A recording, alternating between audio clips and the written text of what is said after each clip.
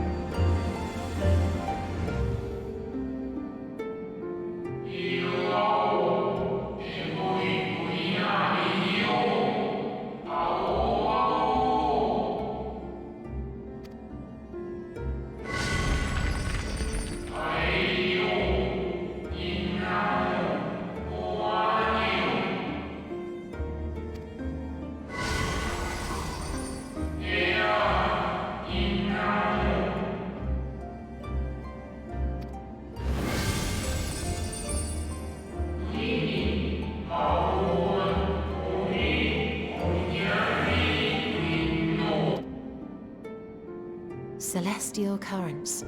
I cannot say I am familiar with the concept.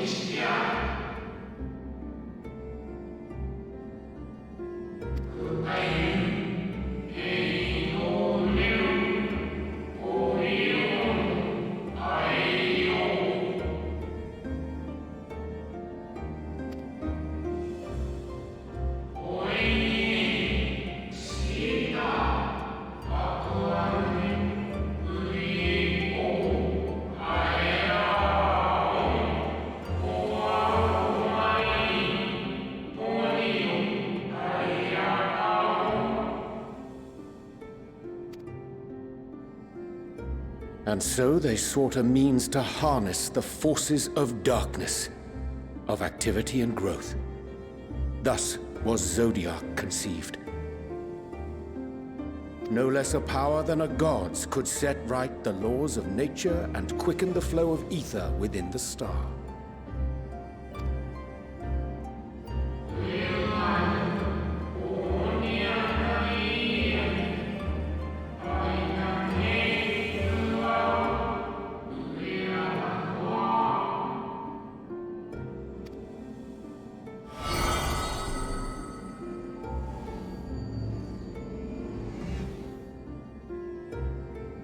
Selk claimed that those who summoned Hydaelyn did so because they saw Zodiac's power as a threat. Is that true?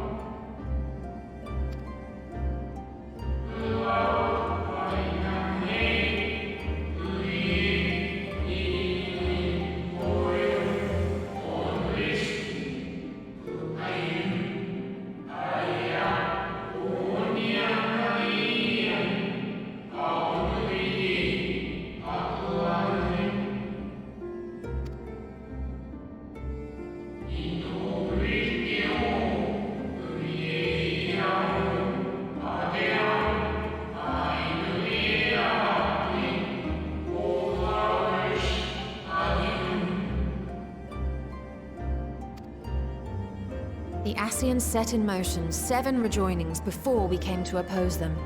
How many more worlds would have been lost had we not placed our faith in her? How many more souls living in the present would have been snuffed out for the sake of those long dead?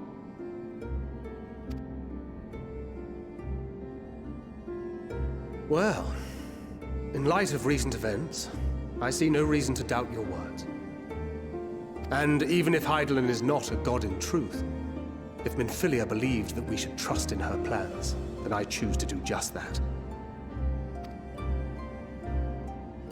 Which brings me to a rather important question. Let's suppose we try but fail to stop this second coming of the final days.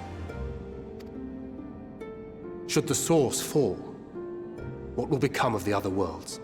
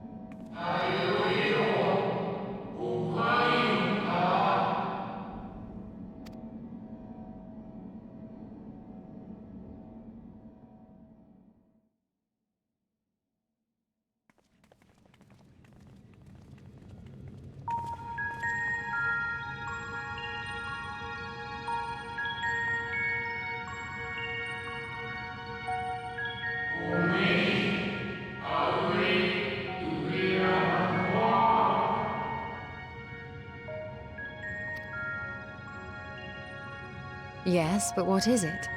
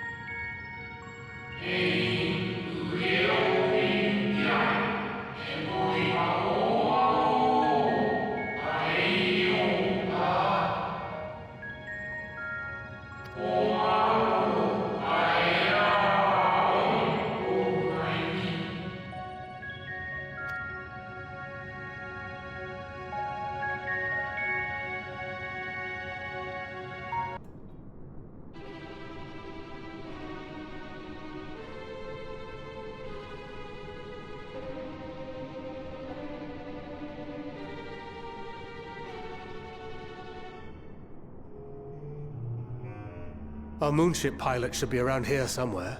Is that right?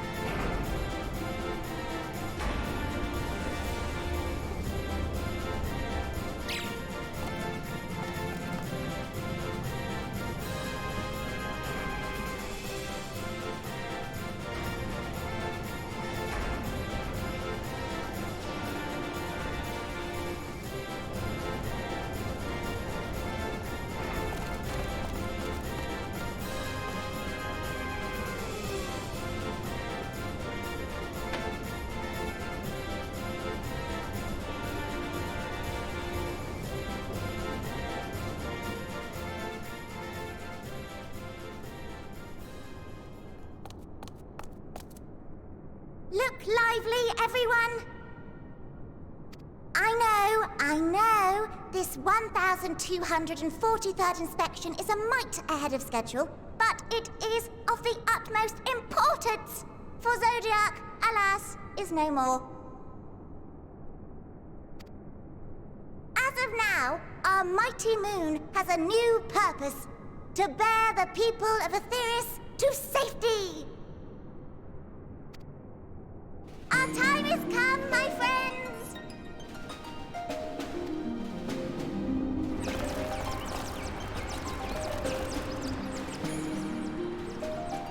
We must be swifter than swift.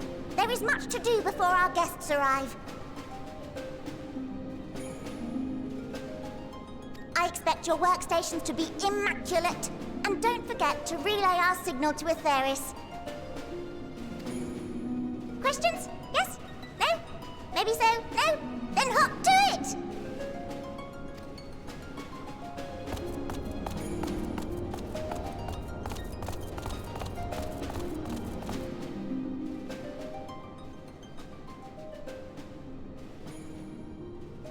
"'Tis a rather curious crew she hath chosen. Their endearing forms intended to ease the passengers' hearts, perhaps." Perhaps.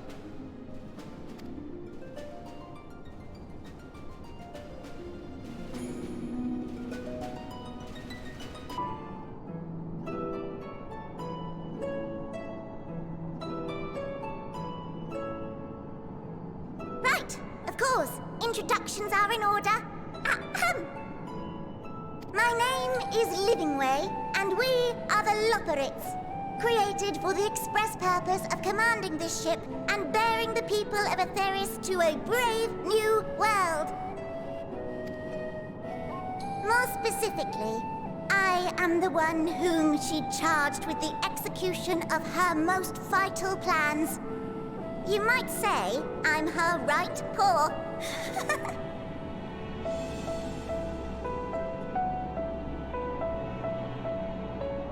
Mapping Ways, the name. Map reader and navigator of the heavens.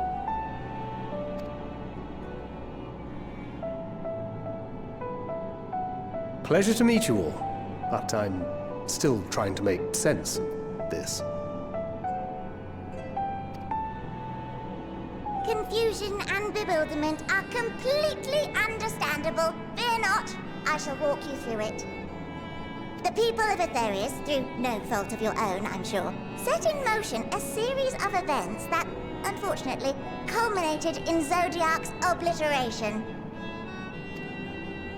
Acutely aware of the imminent crisis, your parents sent you little ones on ahead while they began the necessary preparations.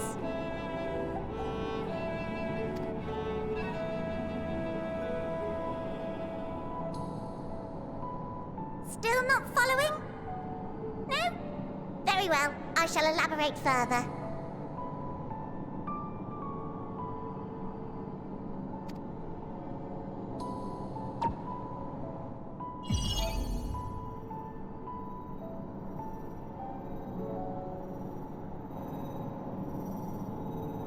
Here, we have Aetherius, your home, and the moon, where we are now. Without Zodiac around to keep things lively, so to speak, the celestial currents of the star have doubtless begun to degrade. A calamity of apocalyptic proportions will be visited upon Aetherius, bringing an end to all life. Very sad, that.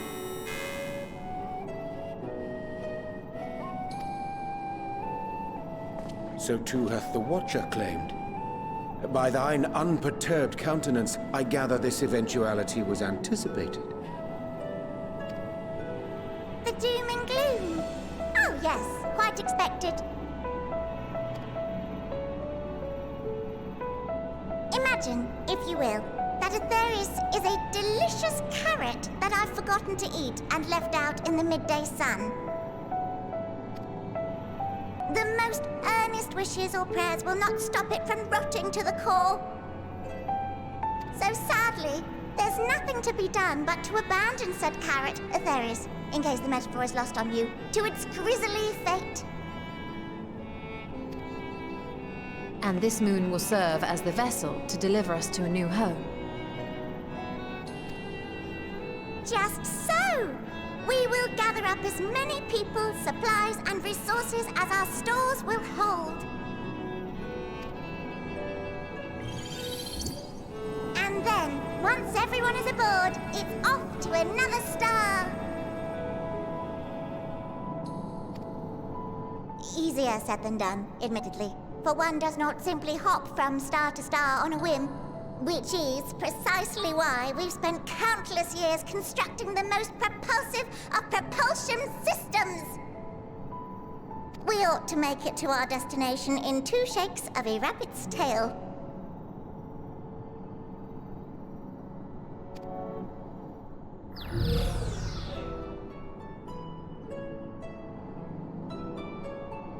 Impressive technology. I dare say it is beyond anything we have ever seen. No need to shower us with praise. All we've done is faithfully carry out the instructions left to us by Hydaelyn. Back in the old days, when she was still just Venar, she was dedicated to the study of the world and its inner workings. And the Watcher, the real one, not the simulacrum you met, was one of her fellow researchers.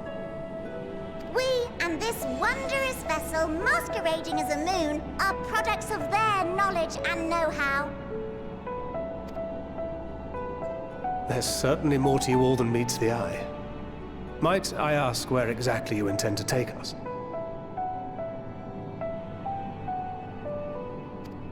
We identified a few promising candidates for resettlement some time ago, but we cannot guarantee that they are fit for habitation. Moreover, The ship can only travel in short bursts. We intend to go down our list, hopping from star to star, until we find one suitable for resettlement. No need to worry, though. The vessel is being refurbished with accommodation for an extended stay as we speak. While we did have to rely upon outside help to determine what amenities were essential, I dare say we have risen to the challenge. Help? From who? From you and yours! Who else? Each time we woke to perform regularly scheduled maintenance, we were greeted by the resources you sent us. What better way to learn about preferences and proclivities of our present-day charges? Ah, but you're still adorable little children. Perhaps your elders were responsible for the deliveries. I'm not sure what led you to conclude otherwise, but I can assure you that we are all grown men and women. And I very much doubt my elders know this place exists, much less how to send you so much as a starlight missive. What? Then who in blazes let you on my moon?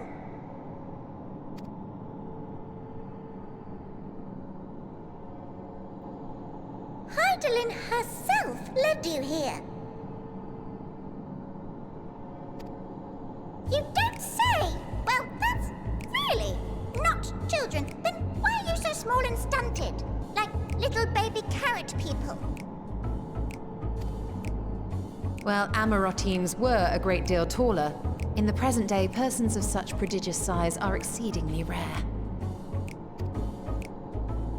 So, you're saying everyone's not like the Watcher?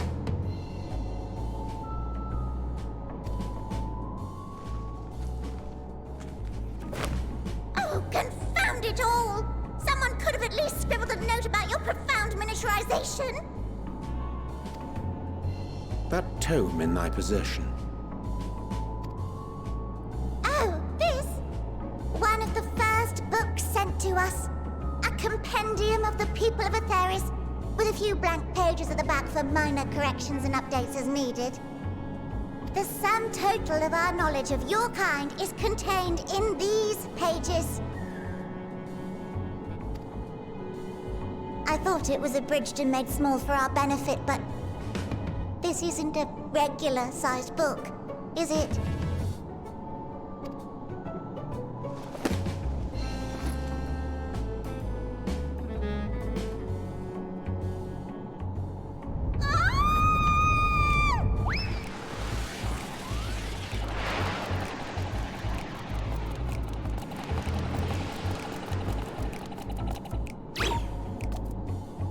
Building Way, can you hear me?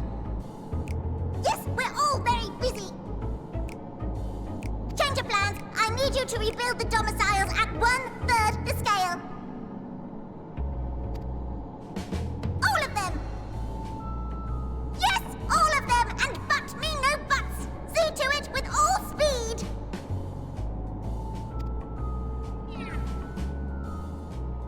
Perhaps you could tell us a bit more about your terrestrial collaborators.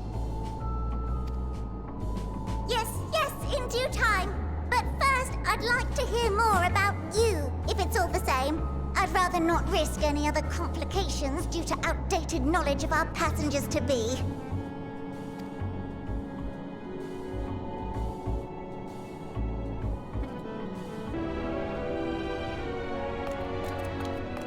Ready in the teleporter.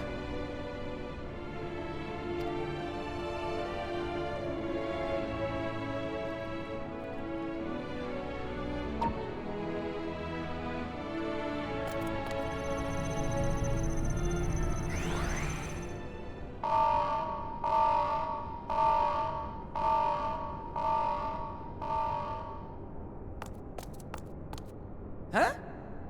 Access to living quarters restricted due to reconstruction. Then where is it? Oh no!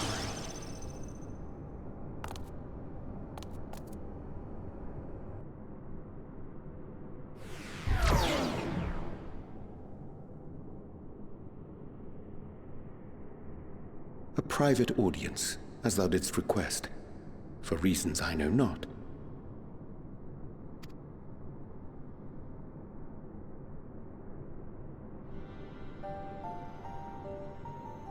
Just a precaution. I'd rather I didn't have to ask the question at all, but I take my responsibilities very, very seriously. Do you and your friends, by any chance, find our accommodation wanting? Be honest, brutally even. 'Twould be ungracious of me to belittle the efforts of thee and thine. Lovely sentiment, really. But the disappointment is writ plain on your comrades' faces. It's all the more frustrating since no one will come out and say what they find wanting.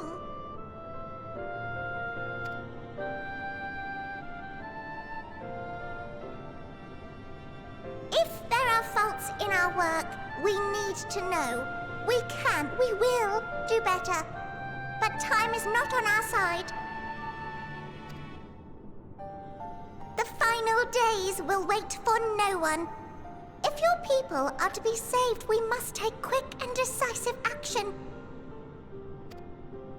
This vessel must serve as a home for as many passengers as possible, for far longer than we may like. Which brings me to my request. Our collaborators on Aetheris are doing what they can to prepare for the voyage. Would you be willing to go and lend them a hand? Having seen the moon for yourself, you could speak to its many splendors, learn what else they might require, and assuage whatever concerns they have. Wherefore wouldst thou entrust me with such a task? How to put it? You're the only one who appears not to be wholly unsatisfied with our work. Oh, quite good at pretending that's the case, at least. Calm, collected, tactful to a fault. Very particular with your words, too. You understand that, in the face of great danger, one cannot pursue perfection at the expense of practicality. The difficult choices must often be made for the greater good.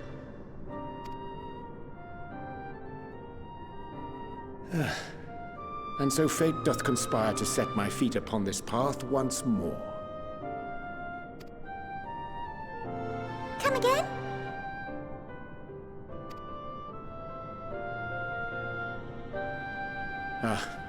Idle musings. 'Tis no trifle thou dost ask, yet full well do I understand the urgency and necessity.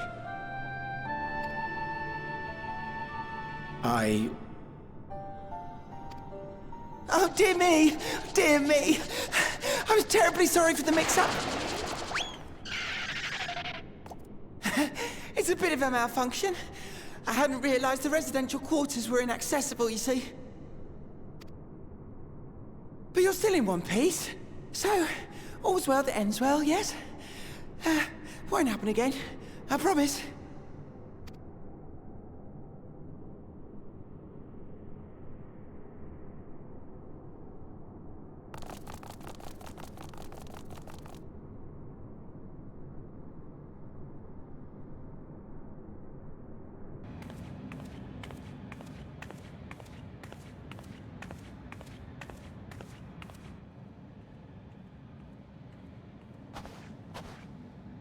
Thine arrival is timely as ever.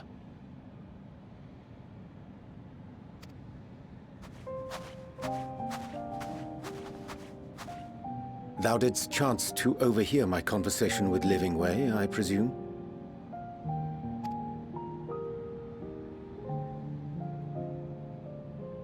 'Twas not mine intent to move in shadow. Nevertheless, I have been asked to do that and more yet again. Is it so plain that these strangers could intuit it at a glance? My capacity for silence and secrecy and duplicity? when Grahatir did contrive to deliver the first at the price of his own life, I was complicit in the scheme. A sacrifice averted for a mercy. Would that I could say the same for Minfilia. One life for one world. And by that bloody bargain brokered by my hand were the Scions robbed of a dear comrade, and Flamine her beloved daughter.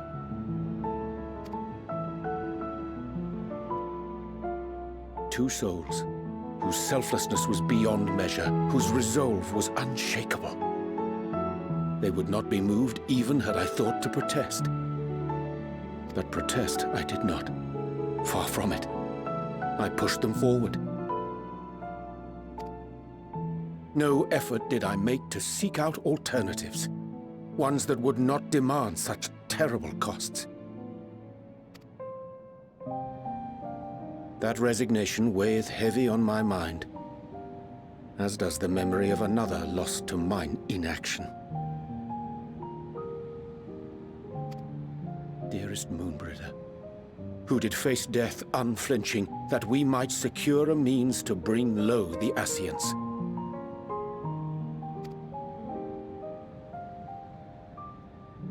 In her hour of need, I did naught. Dutiful disciple of Louisoix, ever looking to the greater good.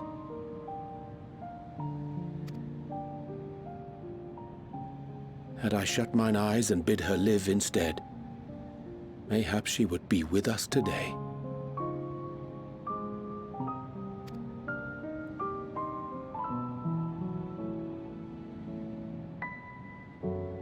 Selfish wants born of everlasting regrets. Most days I put them from my mind, but could think of naught else when asked to swallow the same bitter draught. Subterfuge and sacrifice. Mayhap the right moral choice, but one I regard with great trepidation.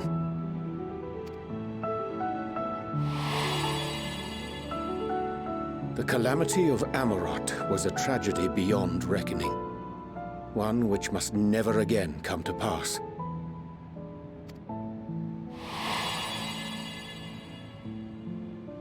Thus must we struggle, haunted by ghosts of those we have lost, clinging to those we pray we can yet save. But what of those we cannot? How do we make peace with the dreadful algebra of necessity?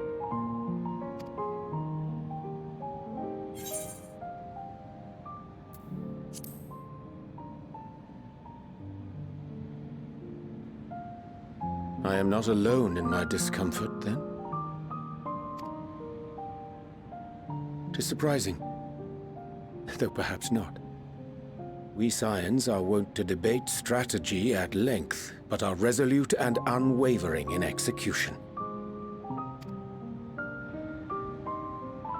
Strange. Scarcely can I remember when last we spoke alone, and so candidly.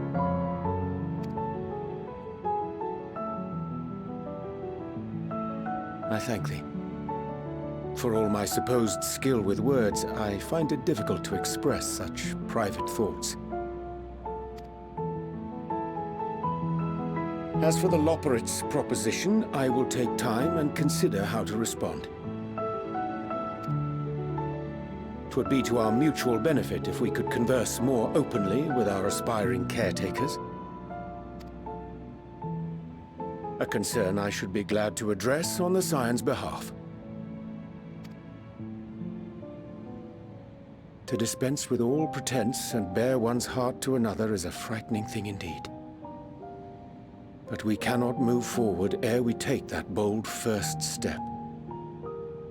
A lesson I have learned many times before. And today.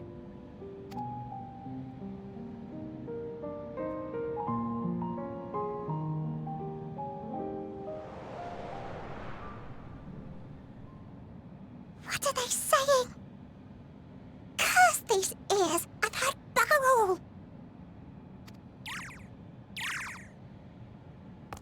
No matter. We've got our plans.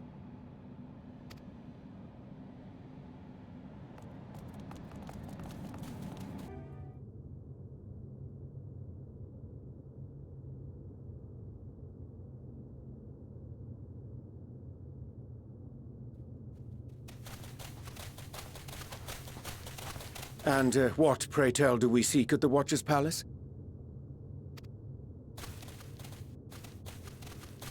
Oh, come off it, friend. You know full well why we're here. The time has come for you to return to Aetheris and help your brethren prepare for their journey here and beyond. Forgive me, Living Way, but I cannot in good conscience proceed with this plan.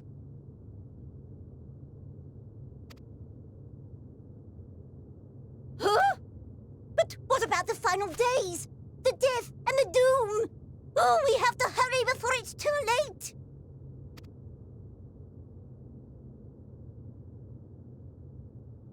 Your unflagging commitment to your duty is endearing, to say the least.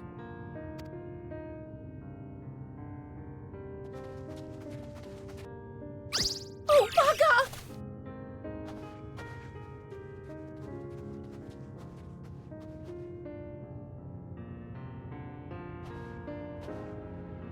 Be at ease. They bear you no grudge, nor do I. How could we, having come to understand your purpose?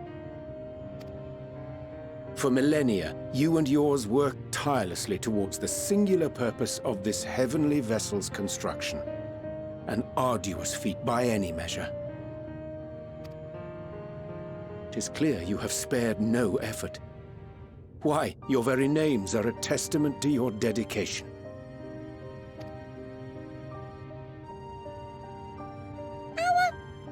Our names? I'm not sure I understand what you're getting at. Names are an expression of the self, a declaration of one's hopes and aspirations.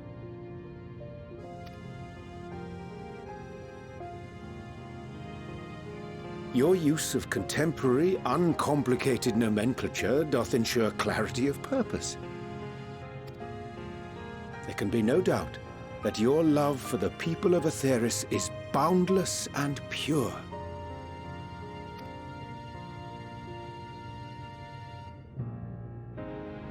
Yes! A most mellifluous phrasing! We Loporrits were born of Hydaelyn's love for Aetheris. That shining, shimmering blue jewel, brightest star in the sky, brimming with life and possibilities. For as long as I can remember, I've toiled in anticipation of the day when this vessel might be needed. All I've ever wanted was to meet those she cherished so dearly, to serve and serve well. That goes for all of us, don't you see? So help us help them. Lead them here where we can keep them safe. If there's anything wrong with what we've built, we'll fix it. We'll make it right.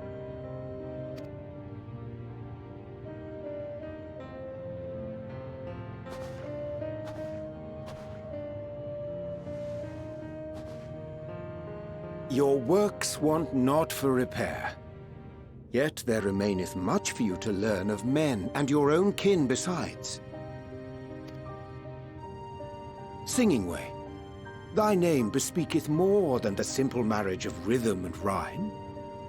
The songs of Aetheris are beyond counting, and span the length and breadth of emotion. Maps are monuments to man's pioneering spirit and his devotion to charting the furthest reaches of our star. Many have devoted their lifetimes to exploratory pursuits, to venture unto the highest mountains and the deepest oceans in search of unknown frontiers. And thou, my friend, I do not think we've met. My name is Puddingway.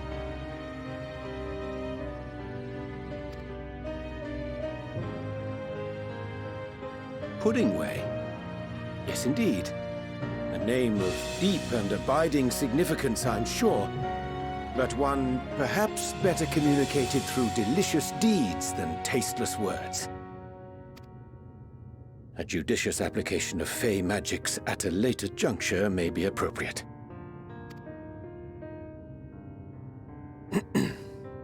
And living way. 'Tis no easy feat to convey the significance of thy moniker. When I was a bookish boy, a dear friend of mine was fond of peppering me with questions as I read, to my occasional annoyance. One day, I posed to her a question of mine own. What doth it mean to live? After much contemplation, she proffered this answer. The anticipation of a half-read story's conclusion. The hope today's mistake may serve as tomorrow's lesson. The wish that a new acquaintance may one day call thee friend. She believed it to be all these moments and more.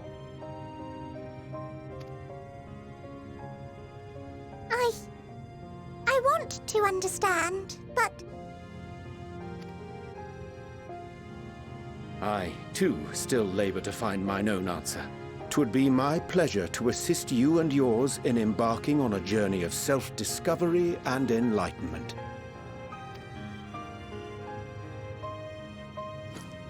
For thee.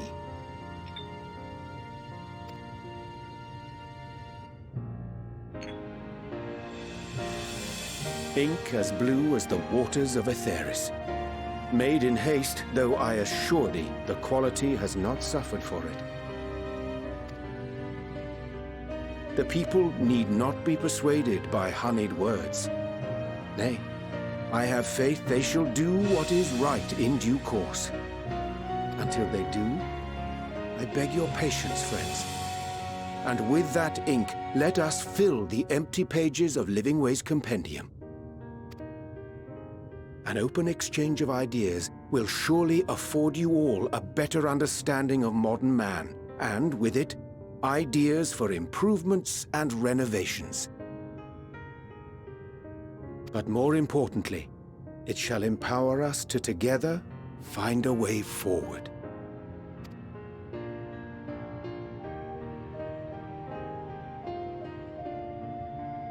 I hope you're right. Thank you for this lovely gift.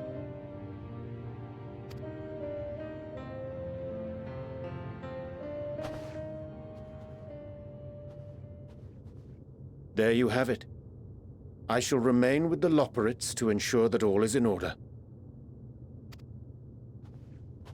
Though we must needs prepare for every eventuality, you would all agree that the evacuation of our star is a last resort.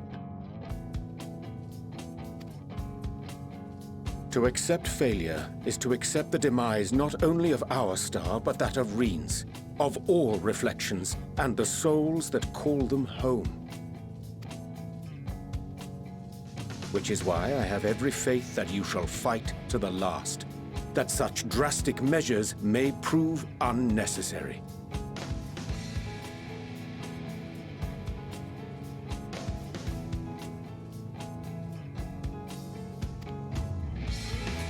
Should the worst come to the worst, and I pray deeply that it won't, I'll take comfort in knowing preparations were made under your watchful eye.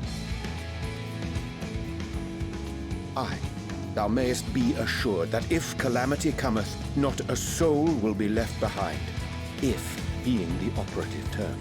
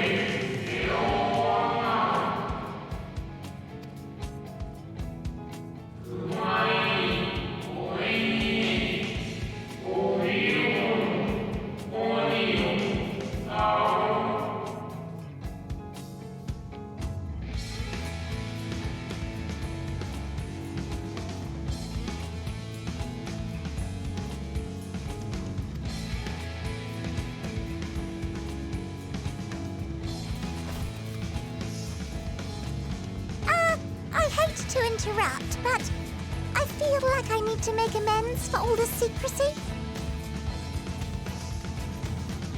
Think nothing of it. We haven't been the most gracious of guests. Do convey our apologies to Growingway and the others.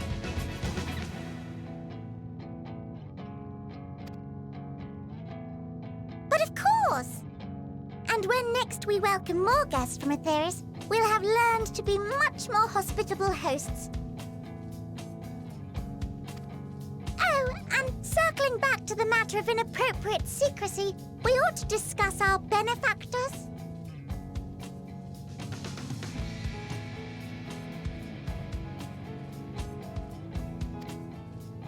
Agreed.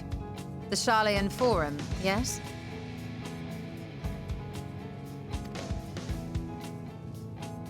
What? How did you know? The more I heard, the more obvious it became. The Forum's aims align closely with those of your anonymous patrons. A telling coincidence would be an understatement.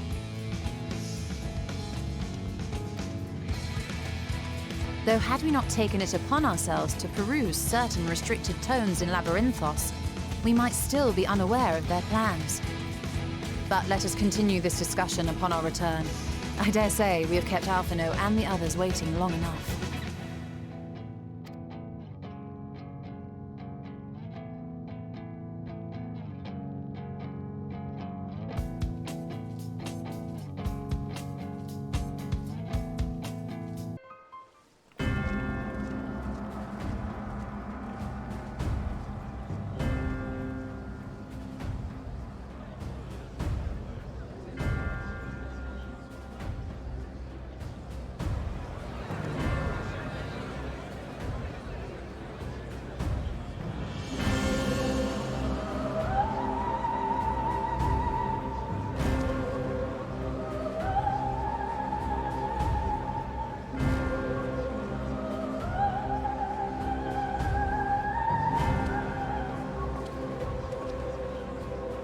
Order! Order, I say!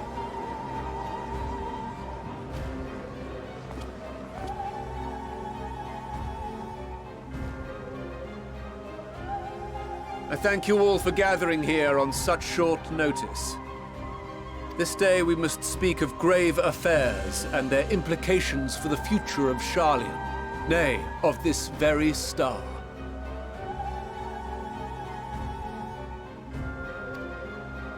Said affairs concern all citizens, and so we have called for a public assembly.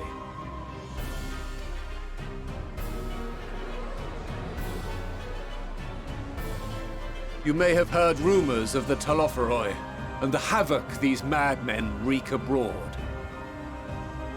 Under normal circumstances, we would pay little heed to petty disturbances outside our borders. The final days, however, are another matter altogether. For we dare not ignore these prophetic words of Eld. The Endbearers will come, ushering chaos and calamity. The final days descend and devour the very star.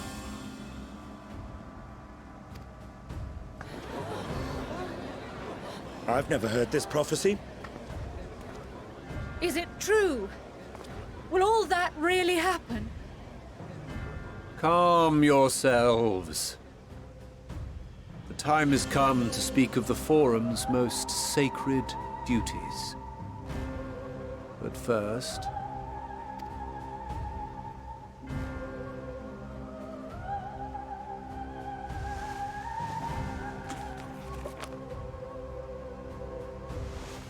Give voice to the voiceless. Let bindings be unbound. By unanimous decree, I declare the enchantment broken.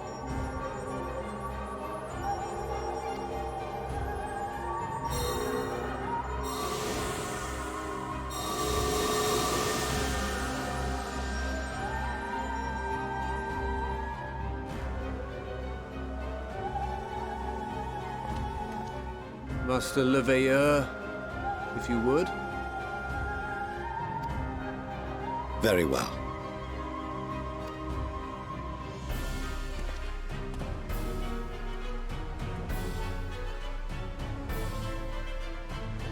"270 years ago, our forebears began an expedition in the Dravanian hinterlands, in search of a route to access the ethereal sea. This much is public knowledge. Their findings, however, would become the Forum's most closely guarded secret.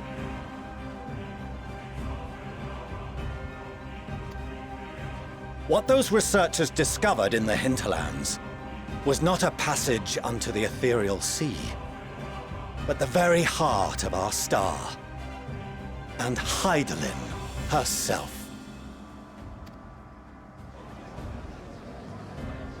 She spoke to them of a calamity that would extinguish all life, and of a means by which we might be spared. The moon. 'Tis in truth a gargantuan vessel built to serve as sanctuary for her children and deliver them from this doom. Much like Nyxx's hope in ages past, it will bear the people of a world in the throes of death to a new home. Needless to say, this will be no small undertaking. To facilitate the great work, the Forum has maintained close contact with the servants of Hydaelyn, who presently reside on the moon.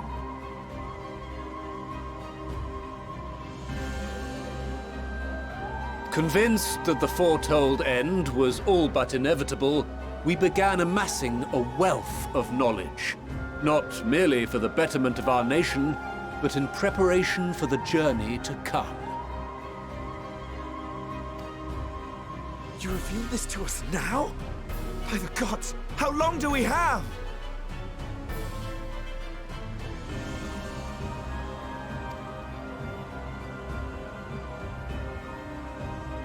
While we cannot say with certainty, we believe the hour to be nigh. We received a transmission from the moon suggesting as much not long ago. Which is why we must in earnest begin preparations for the great exodus.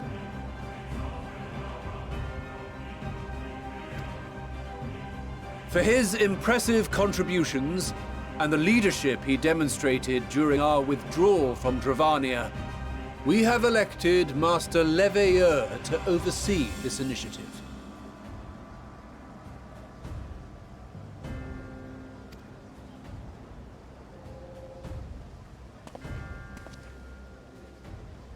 Fellow scribes and scholars, my countrymen, we face a threat of unprecedented scale. We must challenge the trials before us with composure and conviction if we are to find salvation.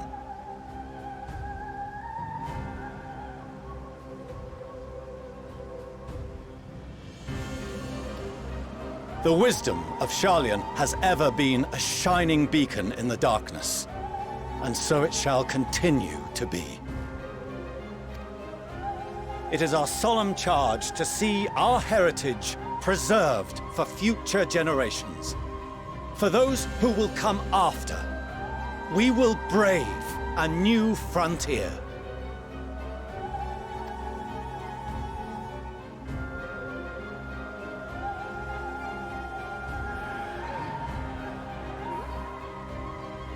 Administrative edicts will be relayed to all major institutions ere long. In the meantime, carry on with your duties.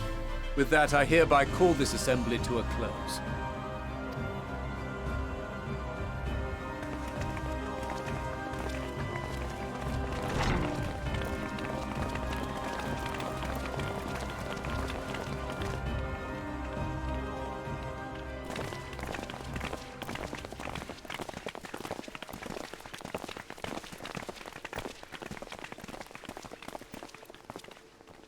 Do you remember what Mother told us when we visited home? That it wasn't until after we were born that Father seemed to lose himself in his work. If that great work of his was the evacuation of this star, then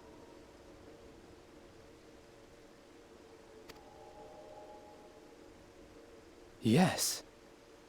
It wasn't for his benefit.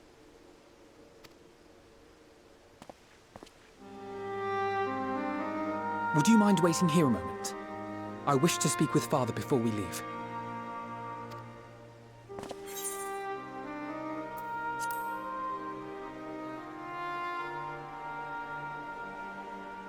Thank you.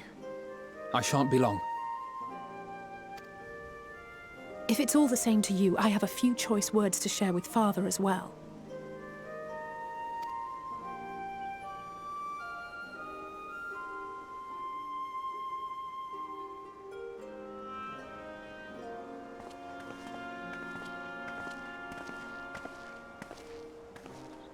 So, come to call us cowards and bid us join your fruitless battle against the inevitable. Nay, we do not object to the Forum's proposal. On the contrary, those who wish to flee have every right to do so. Urianger is cooperating with your associates on the Moon to ensure that all is ready should evacuation be our only recourse. Then whatever your business, I suggest you be brief. Though we cannot boast the boundless wisdom of Sharlayan, we have first-hand knowledge of foreign cultures, and have conversed with no small number of peoples.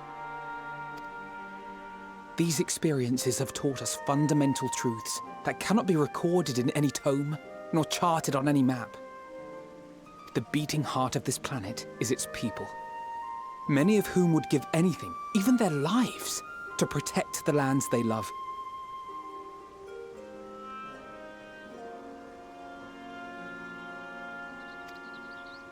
Many may choose to join you in the end. But what of those unwilling or unable, for whom escape will never be an option?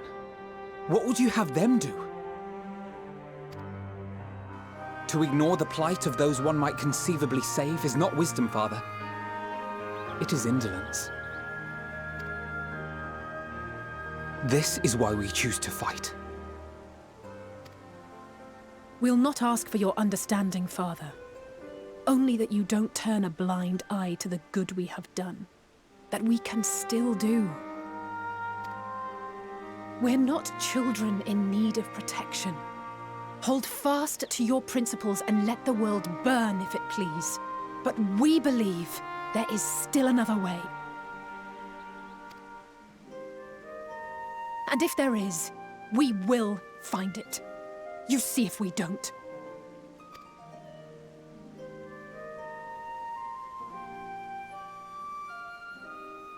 Do as you will. Just stay out of our way.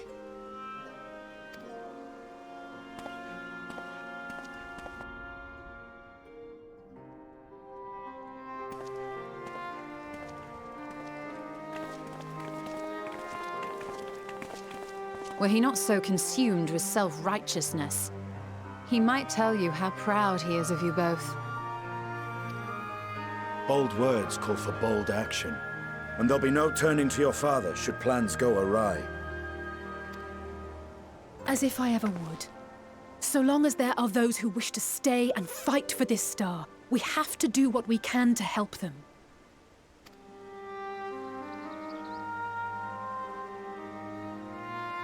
And if we're to do that, we'll need to be well rested. Wouldn't you agree?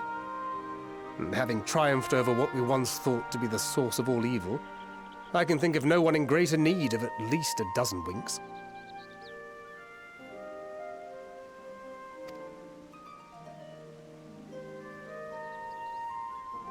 Shall we then? To the Annex, to prepare for tomorrow.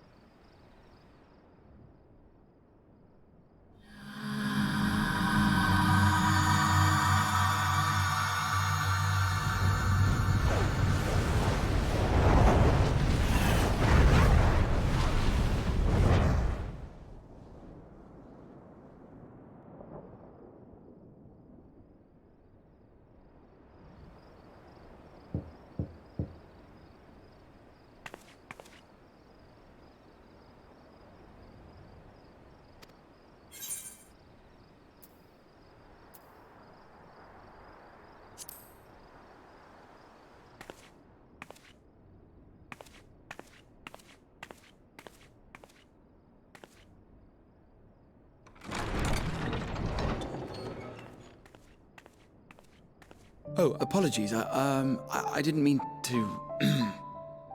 If you could spare a moment before bed. Thank you. I fear this may be the last quiet night we have to talk for quite some time.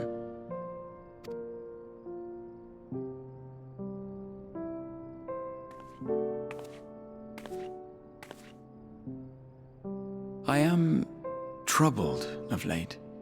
Unwarranted concerns, perhaps. I hope. Nevertheless, I feel compelled to share them with you. Though you have bested your enemies thus far, Xenos and even Zodiac, your victories have come at a considerable cost to yourself. No one is without their limits, and you are no exception. I worry the added weight of the final days will prove more than you can bear. It is surely too much for any one woman. But you needn't bear it alone. Let me share your burden. My, carrying capacity pales in comparison to yours, but I could still help.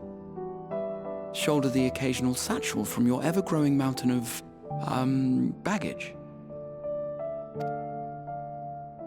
You have already done so much to help relieve me of mine own encumbrances. It is only fair that I repay you in kind.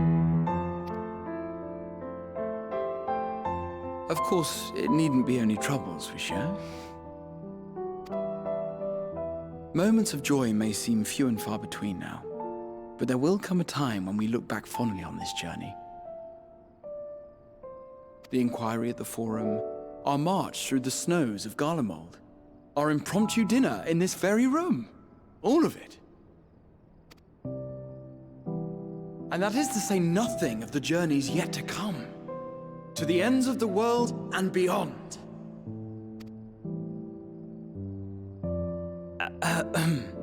But tomorrow will be no less busy than today, and I've kept you from your rest long enough.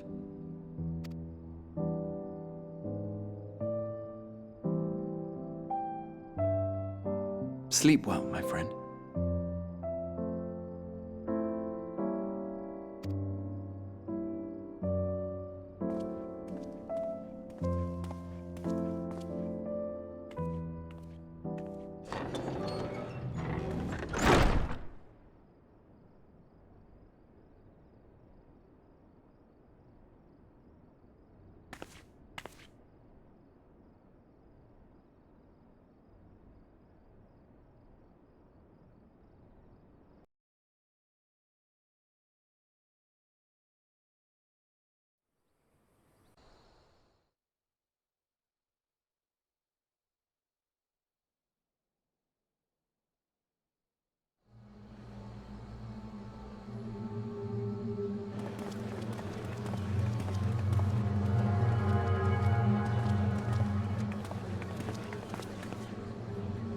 Thank the gods that tower is gone. The sight of it was enough to make me sick. Thank the Ilsebar contingent, more like. Word is, they fought their way into Garlemald and toppled the bloody thing themselves. Not just the one, neither. All the towers have up and vanished. Aye, I heard the same. Commander Aldin and his troops helped keep casualties to a minimum, too.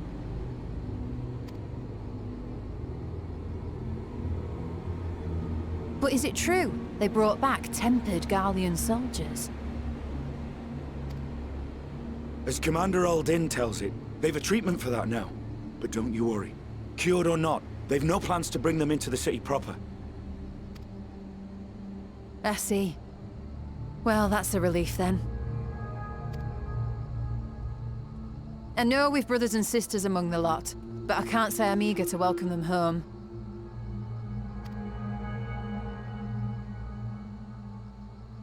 Wanted to think about it for a while yet. They're to be looked after in Alagana for the time being.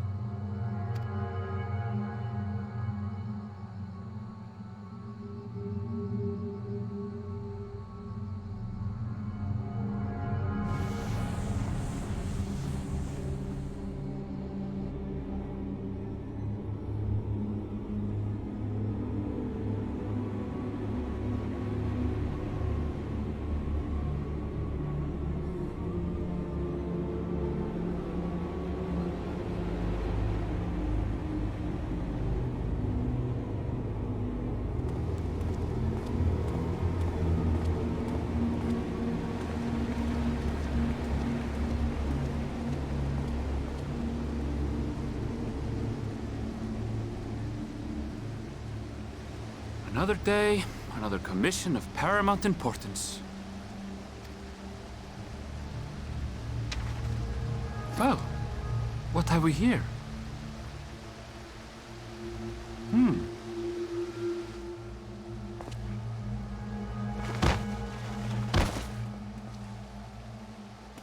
Hey, are you all right?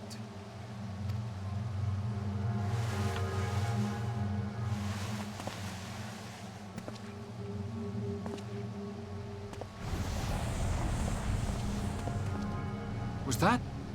No. The shadows play tricks, nothing more.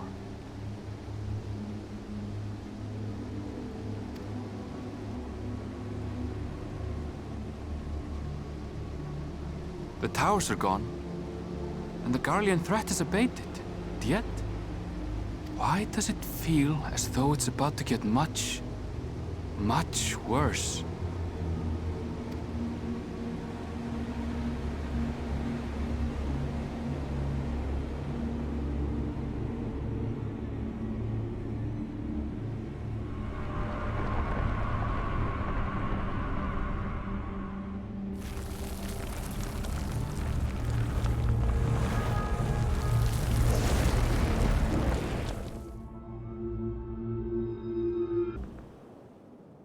And lo, vile beasts did rise.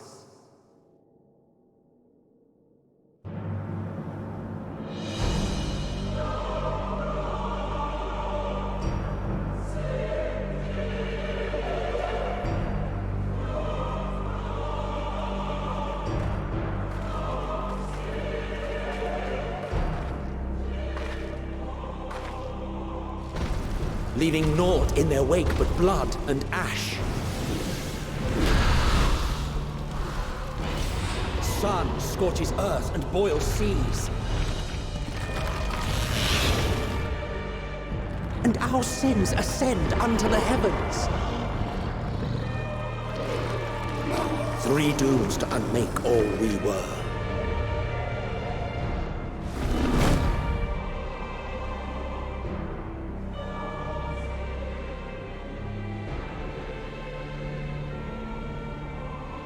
The sky burns. The final days are truly upon us. My friends, I trust you have heard the news. We have. What can you tell us of the situation, Your Excellency?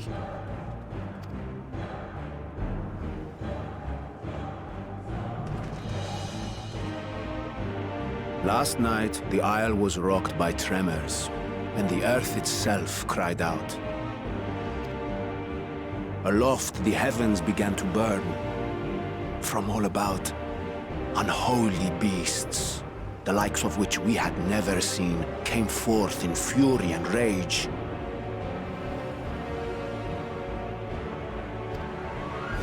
No. To say they came forth would be inexact. The people of Radzat-Han themselves transformed into these baleful fiends.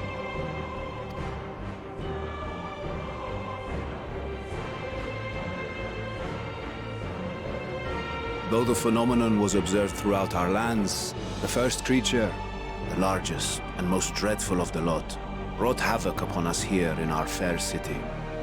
Though they bear superficial resemblance to divinities of legend, they are ungodly abominations. The people decry them as blasphemies. The Large One's rampage has since taken it to the northern reaches of the island. I mean to dispatch our radiant host in an attempt to quell the threat. And what of Vritra?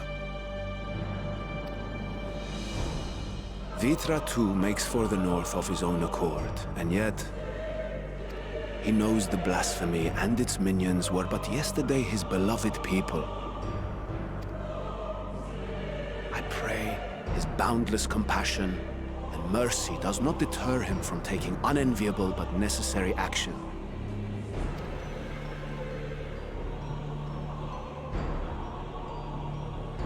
Understood. I ask that you allow us to aid you in quelling this threat. You would risk your lives to help us yet again? I have no words to express my gratitude. Our regiments approach the north from several directions, with a number of units set to depart from the docks of Jedlimat. They will make landfall in an area of dense jungle, where one can expect to encounter dangers even beyond the fell beasts we hunt. I leave you to your preparation. You will find me at the docks when you are ready to depart.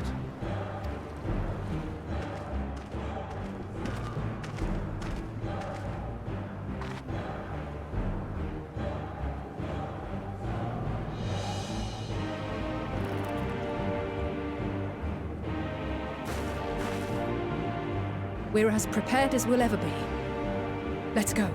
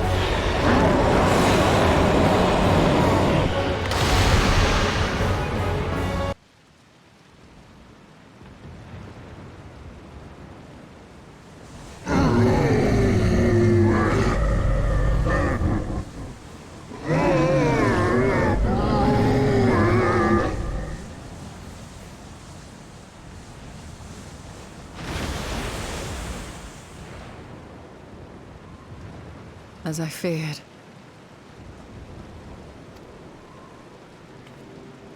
What is it? The beast was there, and now it is no more. Yes? Indeed. We saw it plain. But you didn't, did you? I saw nothing. Not the blasphemy that perished here, nor the other men turned beasts. And because of this, I now see all too well. There is no Aether. Where the creatures should be, I saw naught but emptiness.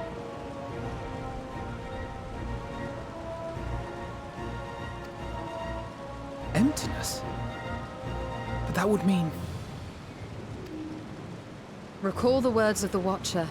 'Twas a stagnancy of ether, a cessation of flow, leading to decay and absence, that led the ancients to conclude their star was dying.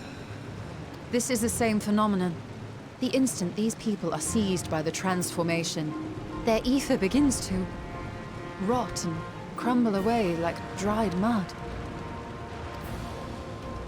Until, from their corporeal forms to their very souls, naught remains. But the beast spoke with its dying breath. Surely at least a sliver of the man it was endured. Mayhaps so. But even if the process was incomplete, it was little more than a faint residue. Gods be good. You're saying they cannot be saved?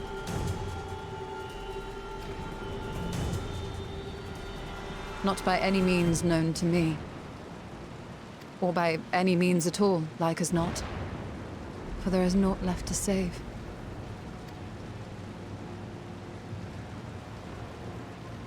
They return not even to the ethereal sea.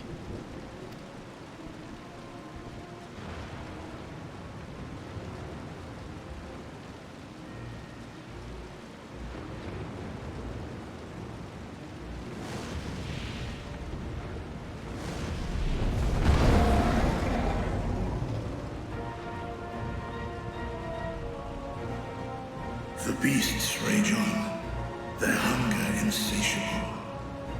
Even deprived of their master, they perpetuate his legacy of hate.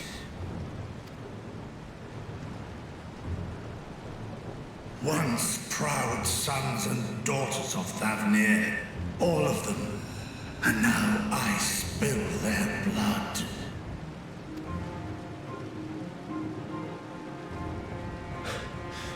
Vitra, my friends, I am heartened to see you safe.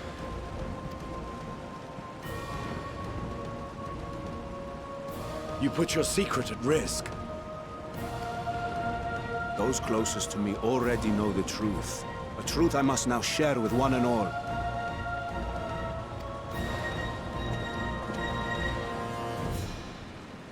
Vitra, calamity has come to Radzatan.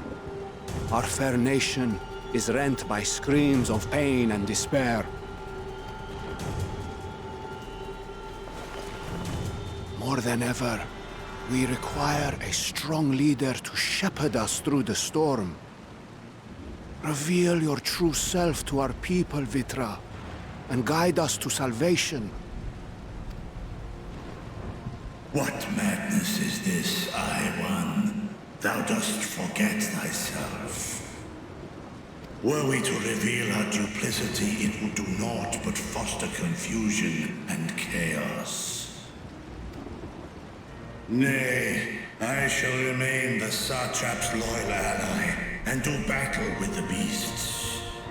Easing hearts and leading the people to safety is thy task, and thine alone.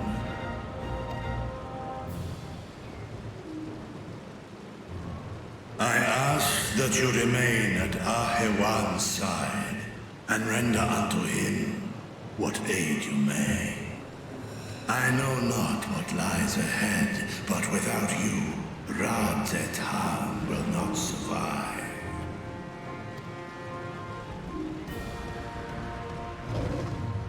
Take me with you.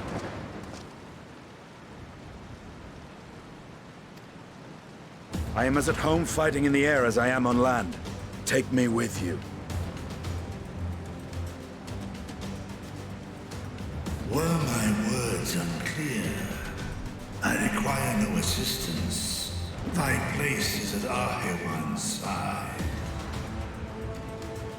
Estinian, here.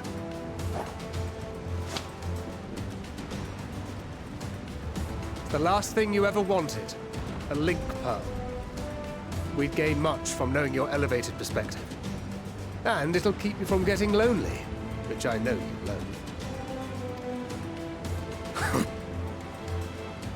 You heard the man. Seems I'm coming with you after all.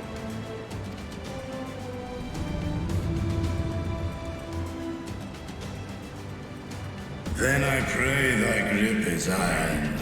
Be it on thy head if thou dost chance to fall. Fair enough. Now, shall we?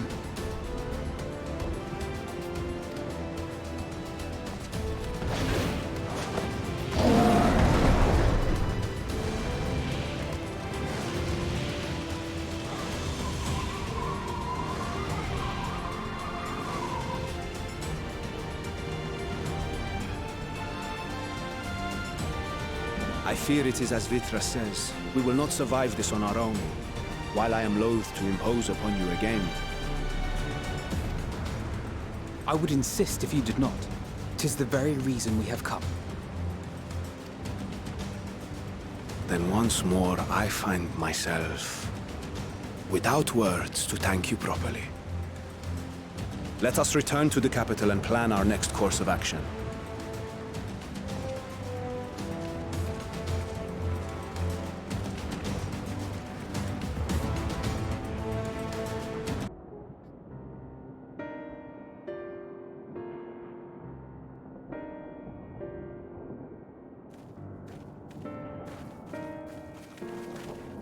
There you are. You've spoken with the survivors. Indeed. We thought to share what we have gleaned, that we might together gain a greater understanding of present circumstances.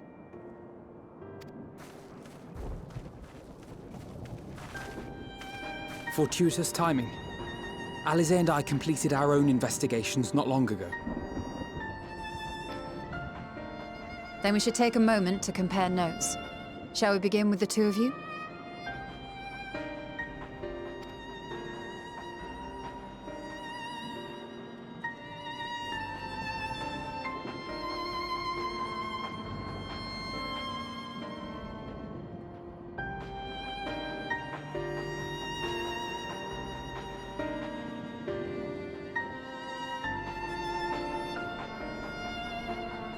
So the merchant Karzal was gravely concerned about his business in the days preceding his untimely end.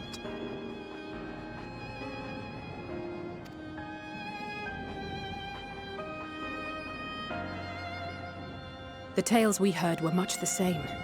The first victims to be changed into blasphemies were all overcome with anguish of one manner or another.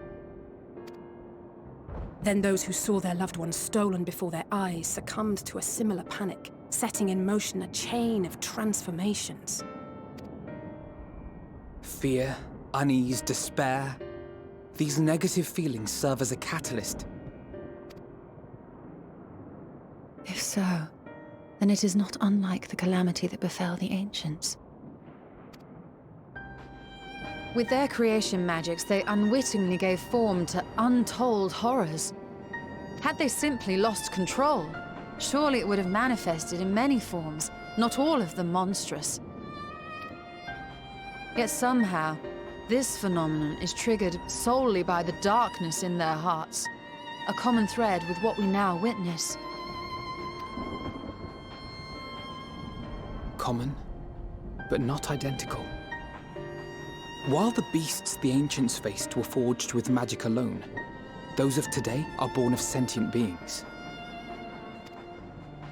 Why remains to be seen, but there is one fundamental difference between us and our predecessors. Our souls are sundered, whereas theirs were not. Perhaps that single variable makes all the difference. If I may, there was another detail that troubled me. We have it on good authority that Karzal's transformation took place before the skies began to burn. What? If that's true, then the situation's more dire than we realized. It means even if there's no ominous sign presaging the final days, anyone, anywhere, has the potential to become a beast.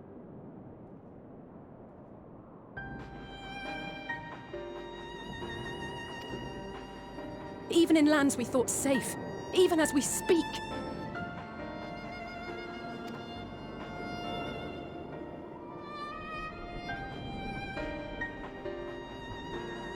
Look! It's the satrap! The satrap! Thank the heavens!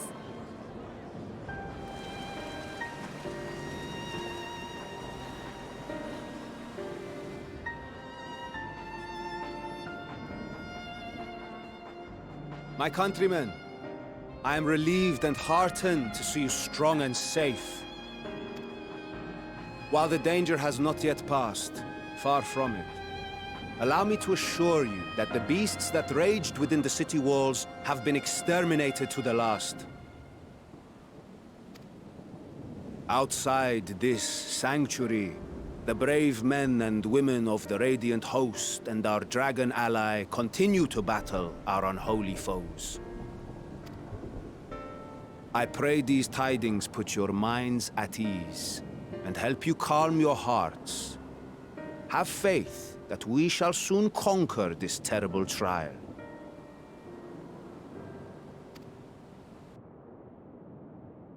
Your Excellency, is there any word from Palaka's stand? My grandson was bound for there yesterday, and I worry for his life.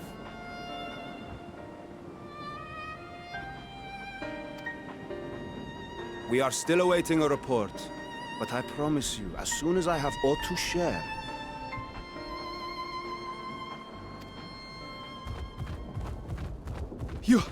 Your Excellency, I bring grave news. You are? I'm Matsya of Akyali, a humble fisherman. Ah, I remember you from our first visit. Wait, you're... But no, that can wait. When the skies turned red, I set off for Palakistan, fearing for the safety of a friend. But as I drew near the village, I saw dreadful beasts all about. No! Gods have mercy! Your Excellency! Save my grandson, I beg of you! We will spare no effort to save all we can, but you must remain calm. Calm? You tell me to be calm? You saw those beasts? They tore our bravest warriors limb from limb! What if we are too late, huh? They catch him, sink their fangs into him? The fangs! The screams! Get away from her, now!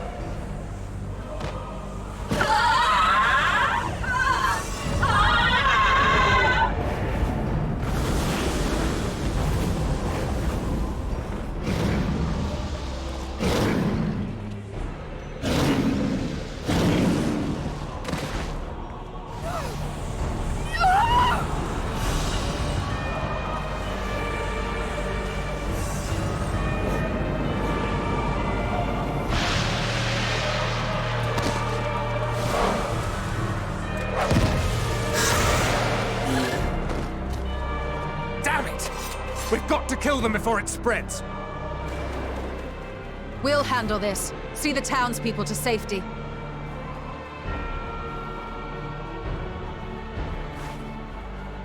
Run! As fast as you can!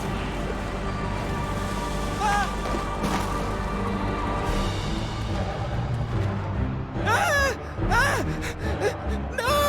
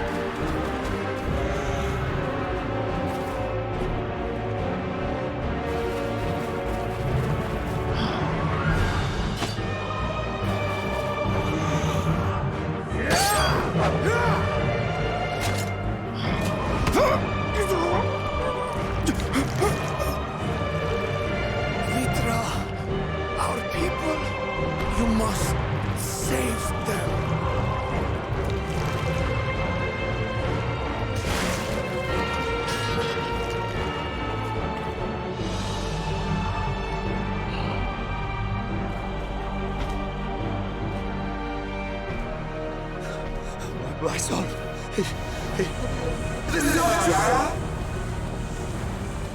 Enough. You must run. For their sake and your own.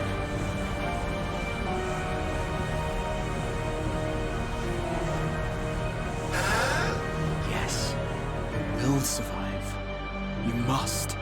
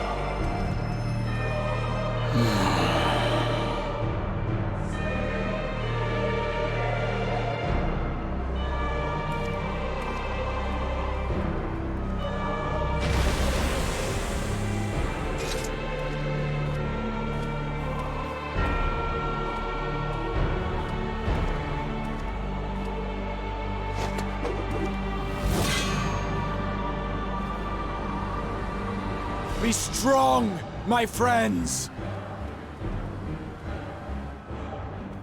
Fear not, for we will defeat these abominations!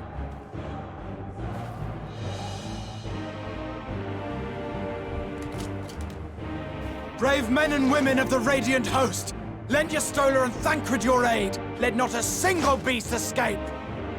The rest of you, flee this place. Carry the wounded if you must. Head indoors or underground. Above all, stay calm. No beast will follow you. We will see to that.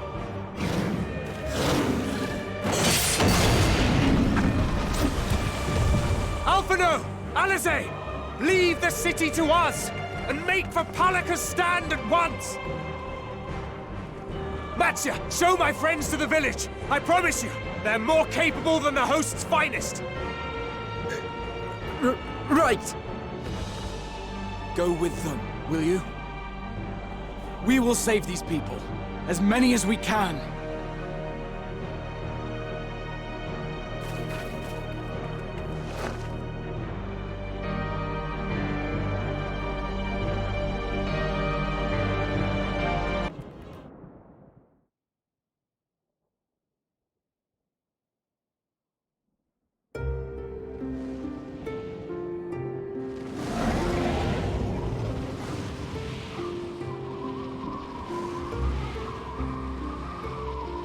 No more enemies to trouble us here.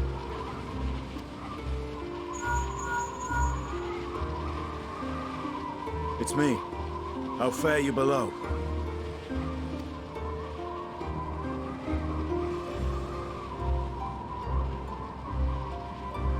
Understood. I will inform Vritra. Chaos and panic sweep Raz-at-Han, and many more have succumbed to the transformations. Amidst the fray, Ahawan fell, protecting a grief-stricken father.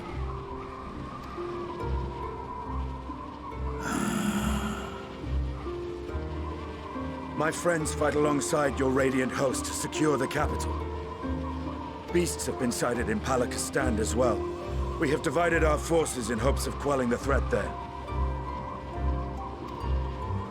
Of small solace is that we now know what triggers the transformation. As my companions tell it,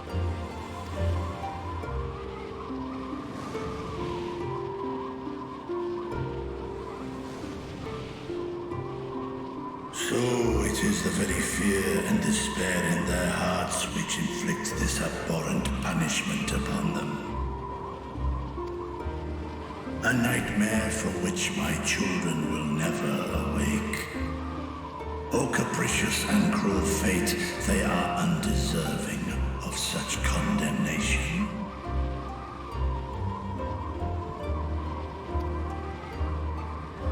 will you wallow in sorrow or rise to the occasion? Raz-at-Han is leaderless. Before he passed, Ahawan sought to reveal the truth to his people. Honor his wishes. To what end? To breed a new conflict between dragon and man. These claws could reduce thee to shreds with a touch. These jaws crush thy bones to dust. Only through my proxy could I walk with my children. Without him, I am a bringer of fear, no different from the beasts which beleaguer them.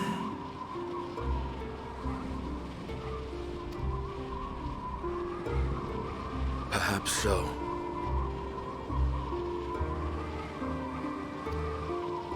Only in death were Hraesvelgr and Shiva united.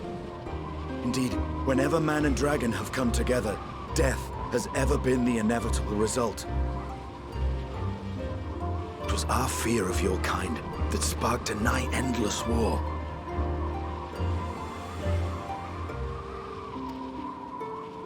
Fear and hate of which Nidhogg drank deep as he laid waste to my homeland. And in turn, I took my revenge on his brood. Blood for blood, pain for pain. I thought nothing of theirs, only of mine. And yet, were the chasm between us too vast and too deep, Hraesvelgr would not have borne his sail to battle and our rescue. He would never have entrusted a mortal champion with one of his eyes, and the Dragonsong War would still rage on. And I would still wage a never-ending war of violence and vengeance. The future of our star be damned.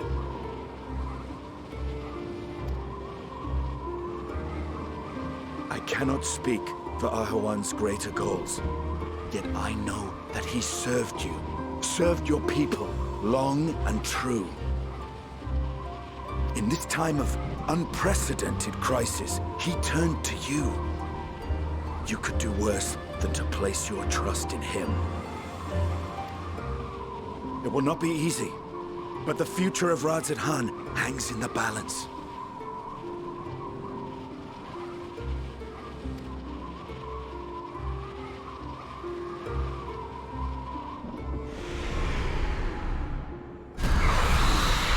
We have company.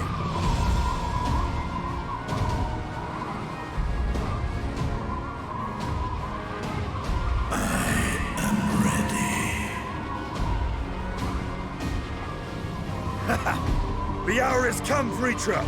It's all or nothing!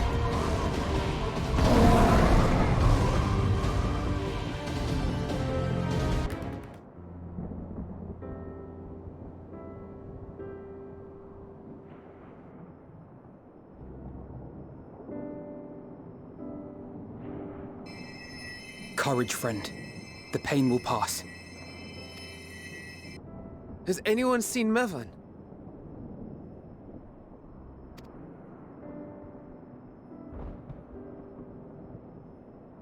Where could she be?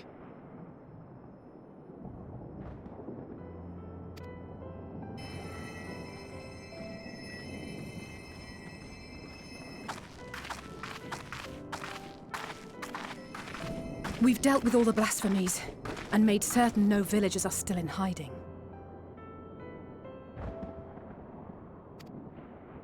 Good work. We've otherwise tended to the wounded as best we can. What will become of us? Help is on the way, surely. We may have to abandon our homes now, but we will return, someday. But where can we go? Is anywhere even safe?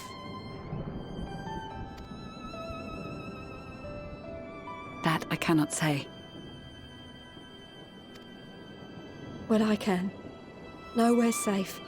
Run all you like, but there's no escaping these things. And even if I could, it's too late for my family.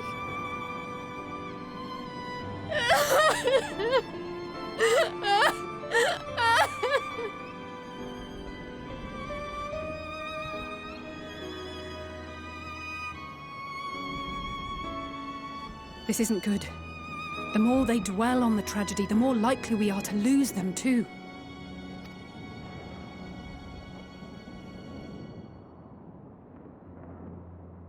My friends! This is a place of worship. Should your heart quake with sadness, cast your mind to the heavens and remember. Remember the teachings of the old gods. Did they not implore us to stand fast when waves of sorrow break against our shores?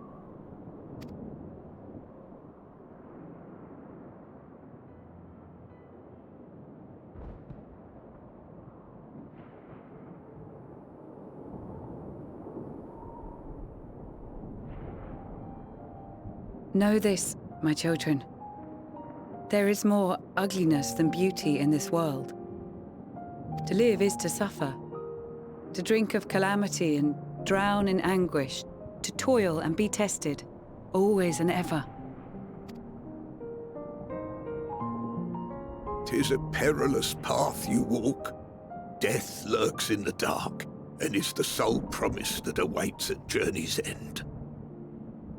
You will tremble with terror. You will weep tears of anger and despair.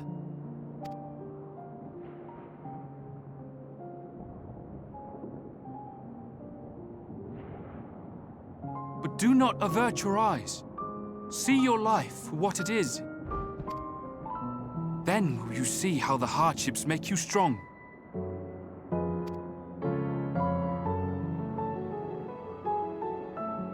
Every doubt reforged as scales for your armor. Every agony to temper your blade.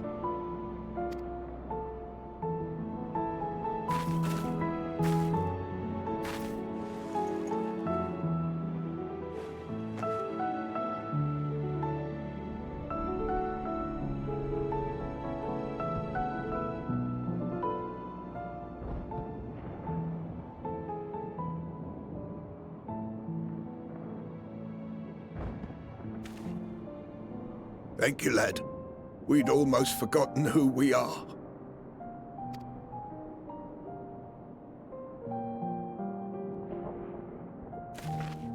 My undying gratitude to you as well, my friends. You were searching for Mevon, no? We must return home. I pray you help the boy find his friend. Gladly. We dispatched what beasts we could, but the roads are still dangerous. Stay together and go in safety.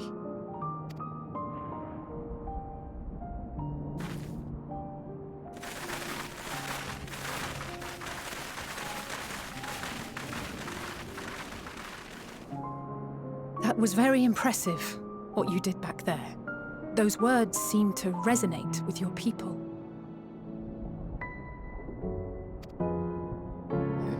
They should. They were the first spoken unto our ancestors by the divinity of legend. I'm easily upset, and fish are wont to flee a temperamental hand, so I recite the teachings over and over to calm myself.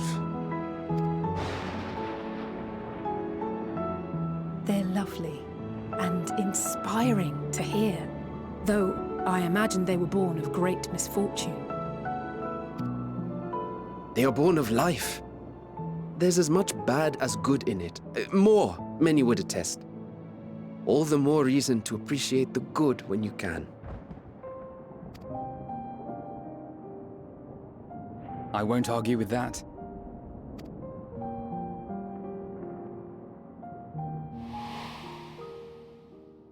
In darkness, seek joy.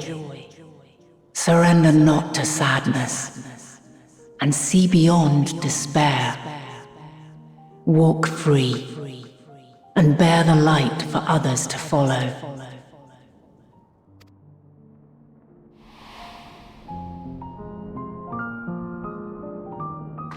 And with that, let us see if we can't find Mevon.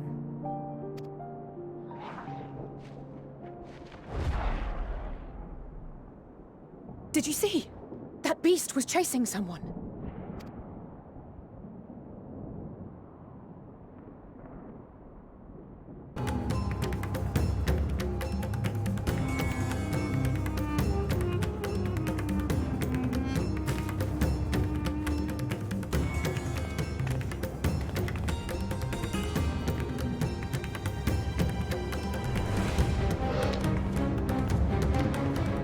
That's her!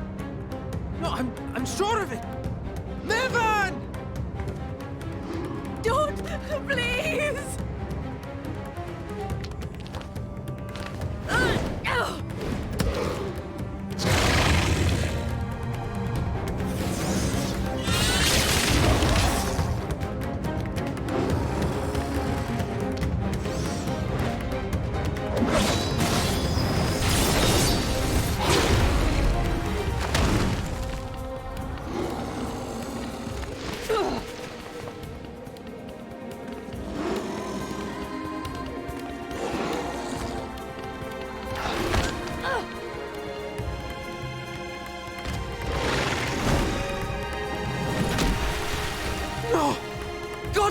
mercy!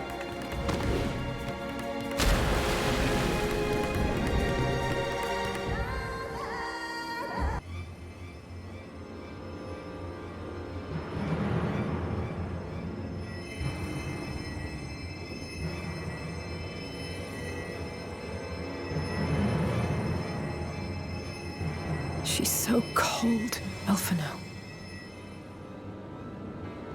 The child is alert, and I see no wounds, and yet... she grows weaker. My spells can do no more. What she needs is a change of clothes and a warm bed. We must hurry back.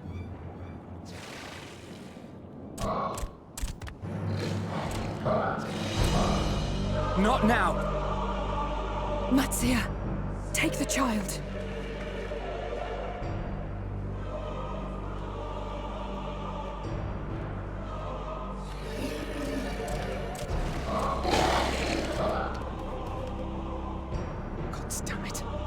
It appears we've made enough noise to be heard for miles around. More will be upon us ere long. We make our stand here. Mattia, can you take her back to the village? But the child, all by myself. You can't be serious. The beasts will follow you home unless we stop them here. And so we shall.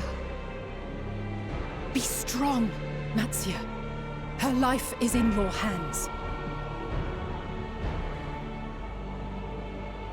Right. I can do it.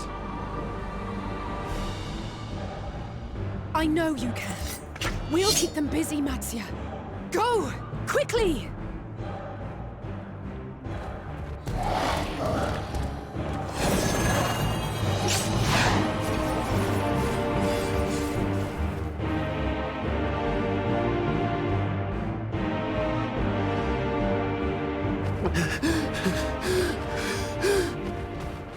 Steady. You know the way.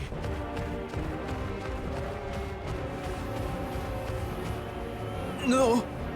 No! Not you too!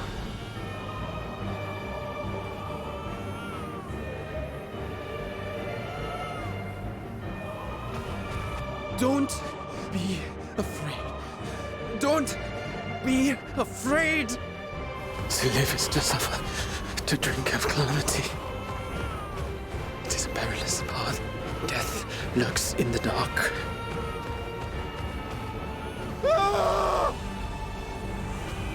No! I'm not afraid! I'm not afraid! Ah! Do not avert your eyes. See your life for what it is. See how the hardships make you strong. Every doubt reforged.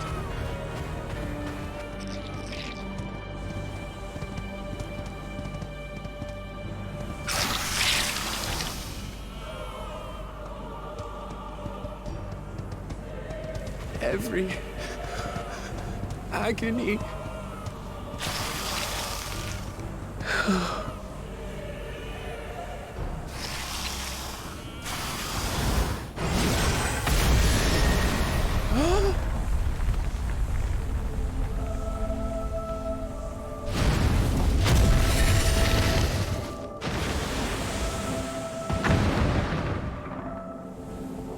The divinity? Nay, but one who would deliver thee just the same.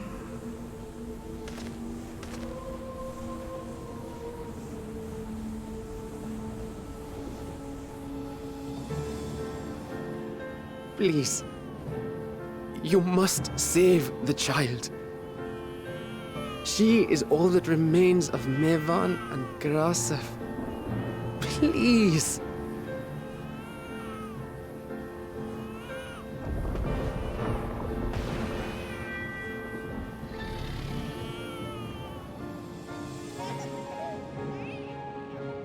Well, well. Seems the babe's taken a liking to you.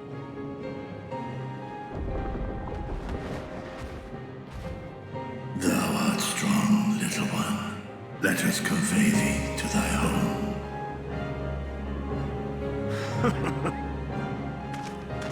I spied our friends as we flew in. They appeared to be holding their own against the Horde.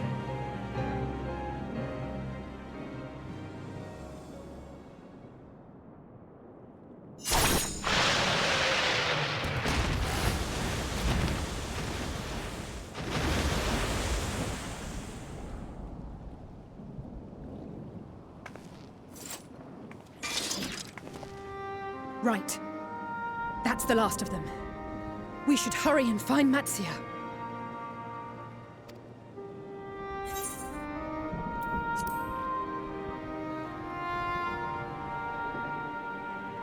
Really? How can you be so sure? A fine battle it must have been. Shame I missed it. Estinian, it was you who came to Matsia's aid. I was only along for the ride. Vritra was the one who saw the boy was in need. The two are headed back to the village. Where the worm will honor Ahiwan's wishes and finally reveal himself to his people. Perhaps so. Will you go and join them? There's something I need to do first. Mervyn gave her life so that her child might live. She deserves better than to be left to drift alone. She deserves to be laid to rest beside her husband, at least. Will you help me?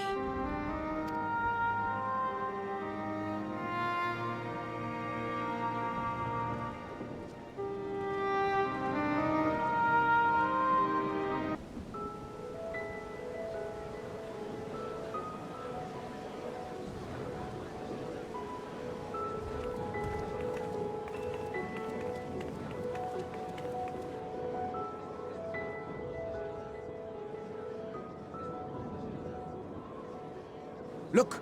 Someone's coming!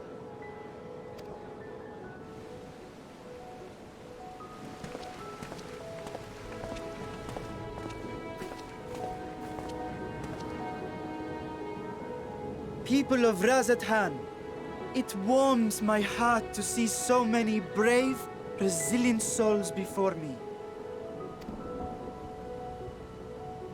Today, I would share with you a great revelation. But before I do, I must make a humble request. Do not be alarmed, nor avert your eyes. See the one I unveil for who he is, and know that he means you no harm.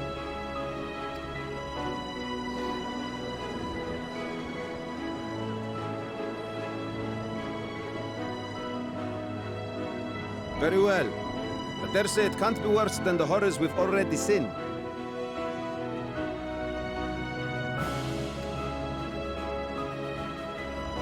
Many thanks.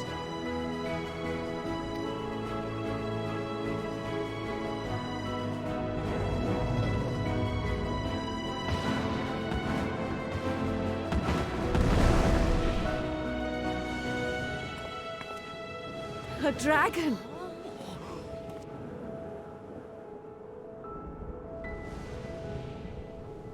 Wow!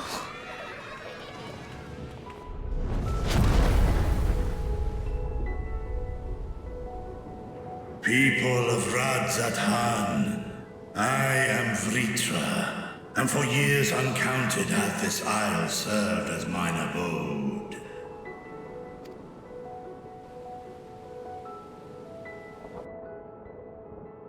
'Tis as the Satrap's ally I am known. Today, I would reveal the truth unto you.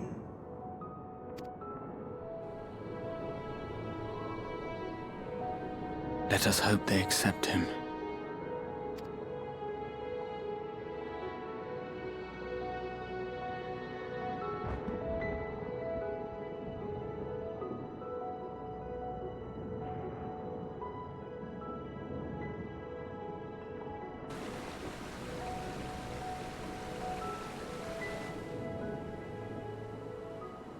If I am hearing this right, You were the satrap all along?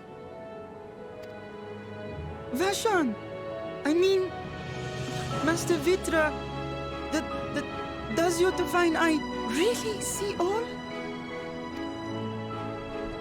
Nay, child.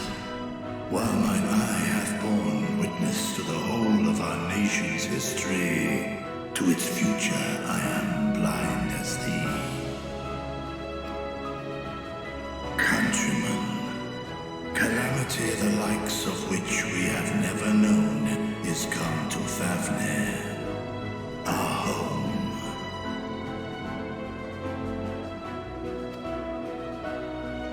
Friends and loved ones have been taken from us. I, too, have lost my closest confidant.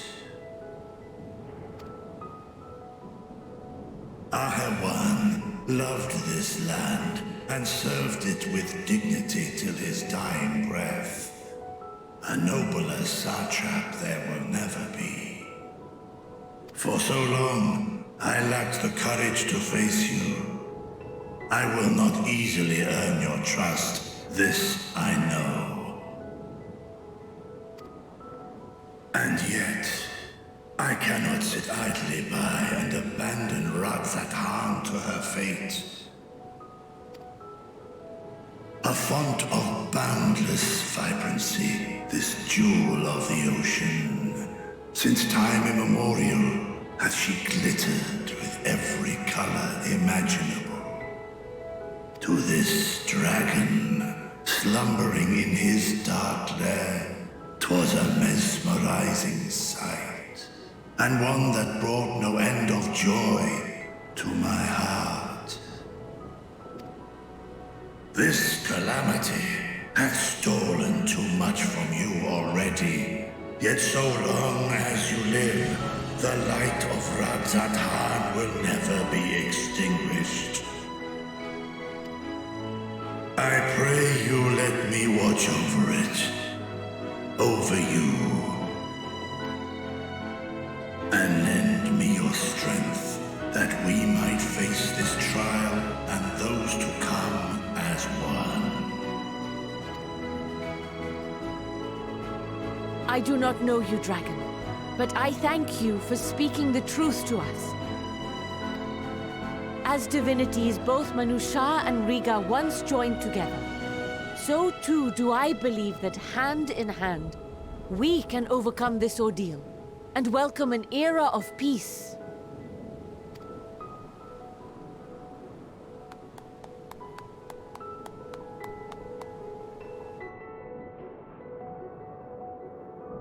A sight that would have surely brought a smile to Azael's face.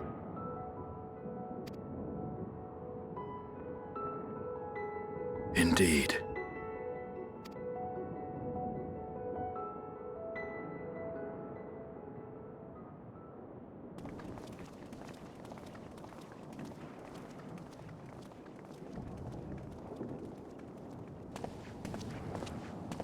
Excuse me, but I must speak with the satrap at once. Father.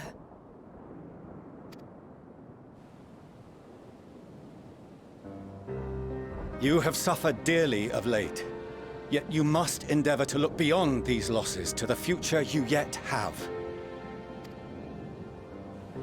On behalf of the Forum of Sharlayan, I come with a proposal by which you, the people of Radzat might be saved. I say again, I must speak with your satrap. I beseech you, take me to him with all possible haste. I am satrap here. Speak thy proposal. All present shall hear and judge.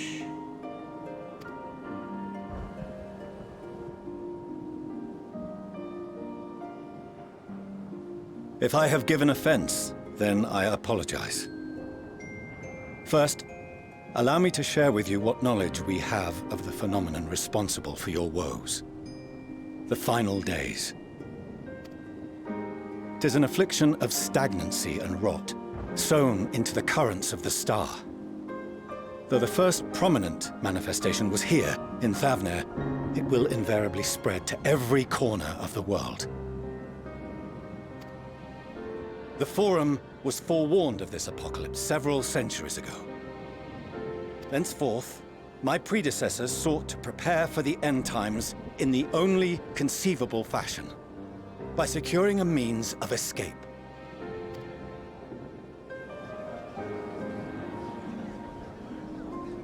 Escape the store? What madness is this?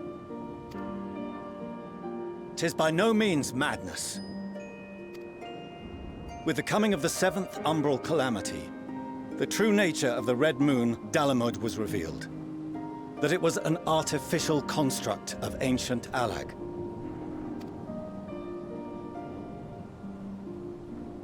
But what of the Silver Moon? This celestial satellite is yet another technological marvel fashioned and maintained by ancient allies. A ship that will sail the heavens and deliver our people from destruction. And by our people, I speak not only of Sharlayan. We mean to save every man, woman, and child it is within our power to save. Including you, our dear friends of Radzat Han.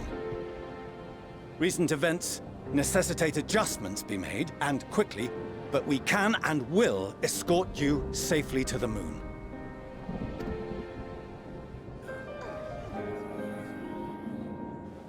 Long has thy Forum been allies to Thavnir.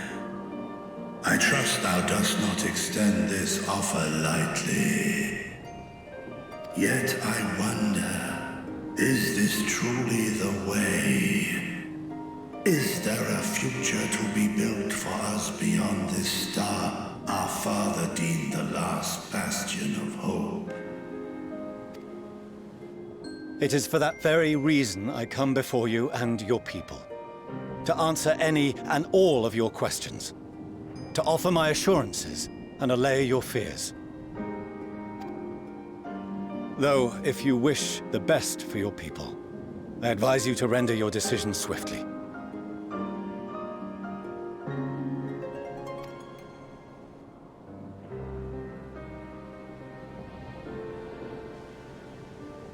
Show our friends to Megaduta. They are to be received as honored guests.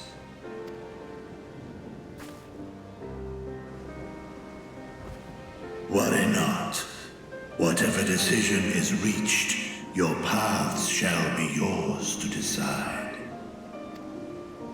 Until then, heed the warning of these brave heroes. Guard your hearts against fear and despair, for it is within such fertile soil that the seeds of blasphemy find purchase. Remain calm and attend to your daily tasks. I shall return anon.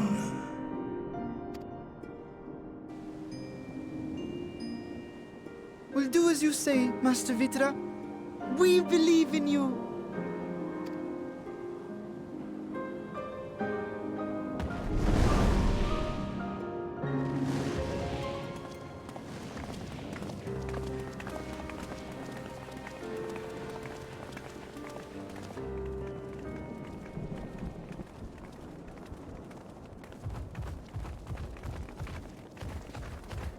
Oh, you're still here. What a relief. Nidana, what's the matter? Has something happened at Palaka's stand? Oh, no, not that I know of. I just hope to hear your thoughts on a theory of mine. All who undergo the transformation are drained of their ether, yes? What is it then that gives these beasts the strength to carry on as they do? Logically, they must be drawing upon an alternate form of vital energy. That put me in mind of our earlier conversation, when I tried to explain the essence which many confuse with ether. Akasha. Yes, I remember. The unseen gift bestowed from on high. An energy influenced solely by emotion. Yes, yes. In this instance, negative ones set Akasha into motion, thereby infusing the beasts with vitality. I posit this as the mechanism by which the beasts are born and sustained. Ah, do you still have that flower?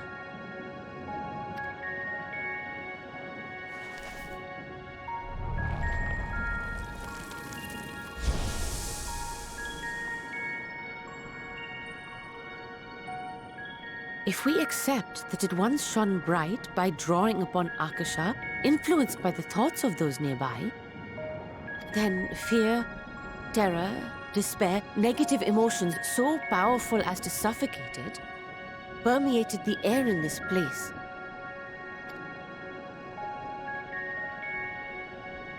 You must be very careful.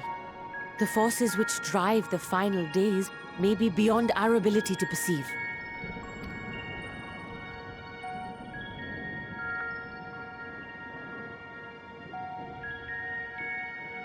Sorry, I didn't mean to scare you like that.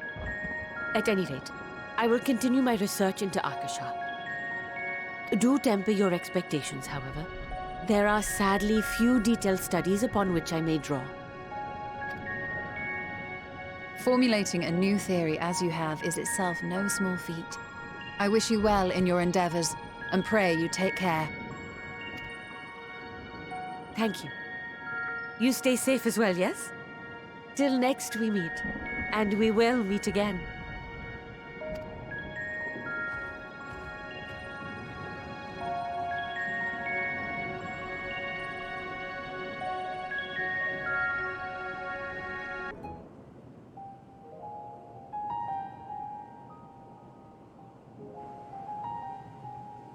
So blasphemies now plague all the realm. It will only get worse if what Father said is true, as it did in Amarot. If that's our model, then shouldn't we expect the effects to grow more severe as it feeds off its own spread? As if people transforming into those monstrosities wasn't bad enough. If the flora and fauna, if the land itself turned against us. No one would survive.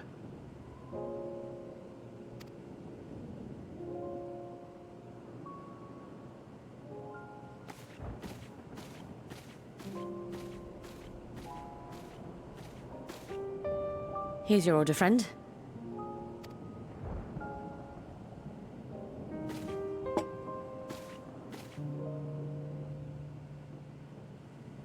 May you find comfort in these dark times.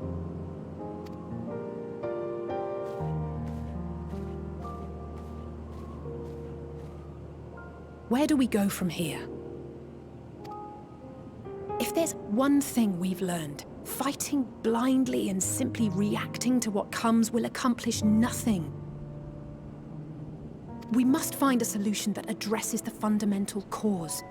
Before our strength is exhausted, before this crisis spirals out of control. Is there something, anything we've overlooked? If there is an answer, Hydaelyn herself will have it. 'Twas she who bound Zodiark and forestalled the final days. Alas, we have heard naught from her since the Tower of Babel. Whether she cannot or will not speak, I can only speculate. Even the flower she gave us is no more.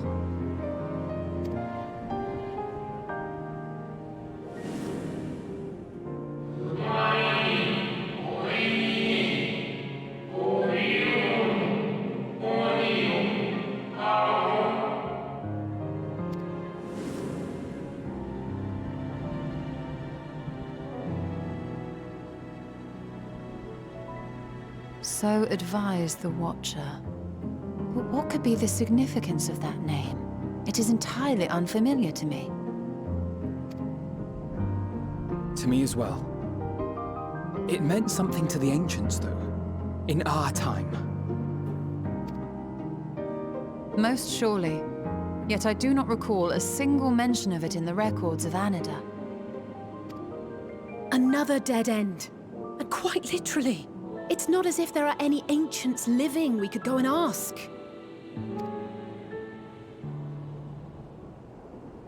Not alive as such, but not quite dead.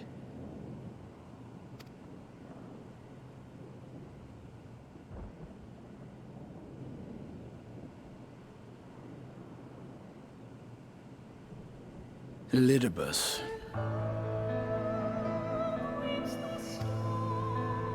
I sealed him in the white aurosite of the Crystal Tower back on the first. Contained within that reservoir of ether that maintains it, ether that is returned little by little to the sea, naught may remain of his soul. However, if part of it lingers, we might be able to speak with him there. I know we can no longer make that journey, but you, my friend, still can.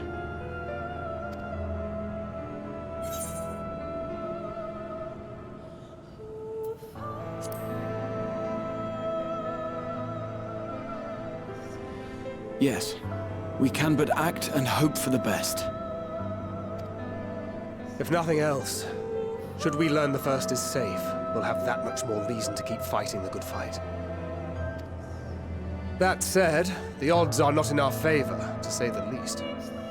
Which is why we're fortunate to have Urianger up there on the moon, working hard to make all the necessary preparations for our departure, should it come to it. And why we have nothing to lose by staying the course till the last instant. Indeed. To the last, let us all do what we can. I will consult with Master Matoya and see if she knows of a way to reach Hydaelyn from the Ethereal Sea. And I will visit the nation's leaders and attempt to ascertain how far the final days have progressed elsewhere. Keep me abreast of your findings. I can seek out and slay the worst of the immediate threats, if only to slow the spread. Unease, terror, despair. Try as we might to suppress them, these emotions will return to harry us time and time again. But when they do, remember this. Your friends and loved ones are out there somewhere, sharing in your struggle. You are not alone.